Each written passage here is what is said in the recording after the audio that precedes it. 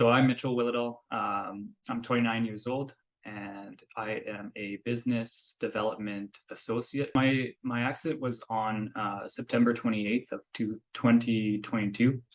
I was riding my bike to work and I was riding in the bike lane, and there was a driver beside me that didn't indicate that he wanted to turn, but he ended up turning right, crossed through the bike lane, and collided with myself, my bike, and forced me to the pavement. I landed on the front of my body, a little bit on the right side, so I have a broken clavicle on the right side, as well as a lot of bruising around the neck area, back area, elbows and knees. Recovery has been very slow. I had surgery on my collarbone, I think about 2 weeks ago now.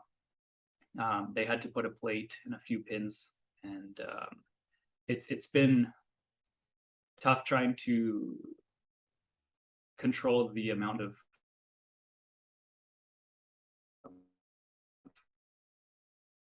that I'm experiencing. So with the painkillers that I'm getting, it's hard to kind of judge every day how I have complete loss of my right arm.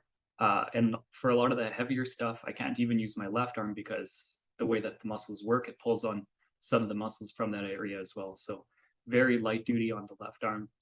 I also, for example, play games, and it's something that you need two hands to do, two working arms to do. So they are waiting for the police incident report to come in so that they can determine if I'm eligible for their services that they offer. And when I called the RCMP, they said it can take up to about 2 months to get the actual report in, which is conveniently when this is supposed to heal. So it's very frustrating that at a time where I need the services most, I don't know if I'm eligible to get them. So it's pretty cut and dry case if you look at it from any point of view.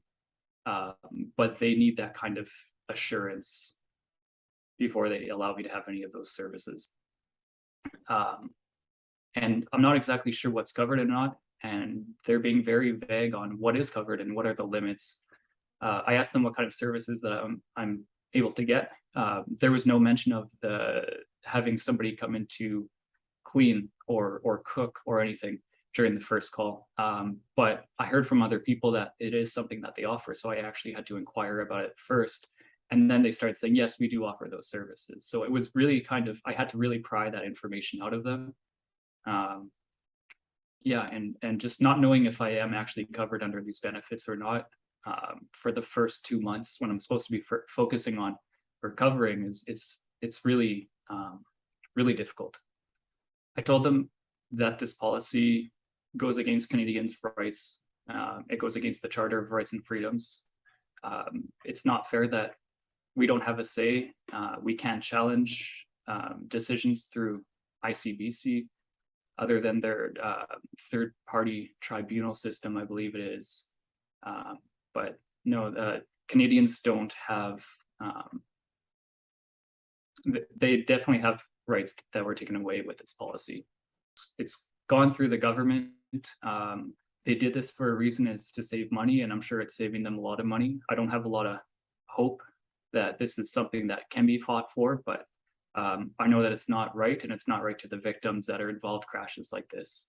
So I will keep fighting, and yeah, and I hope that there's an overturn of this policy. With ICBC's new policy, with the no fault policy, the enhanced benefits, it's been a struggle to see the amount of care that I'm not receiving in a timely fashion, where it's really at a point where I need it the most right now.